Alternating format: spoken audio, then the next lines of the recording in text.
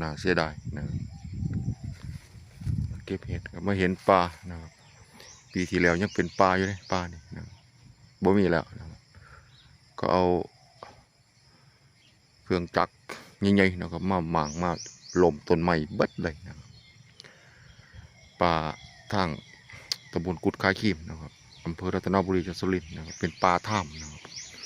ผู้ใดที่มีหน้ามีติดกับปลาเขาก็จับจองเป็นเจ้าของนะครับผู้ละ50 ไร่ผู้ละ30-40นะครับบางคนก็เป็น100ก็มีเลยนะครับเขาก็ปลูกยูคากันพูดกับปลายูคามาแทนแล้วก็เฮ้อ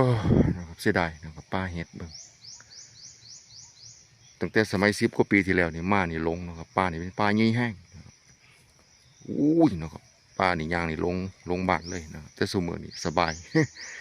ทางก็ทะลุเข้ามาสะดวกแล้วก็เป็นให้เป็นหน้าเขาแล้วก็เป็นปลายูคาเบิดนะครับเสียดายปลาเห็ด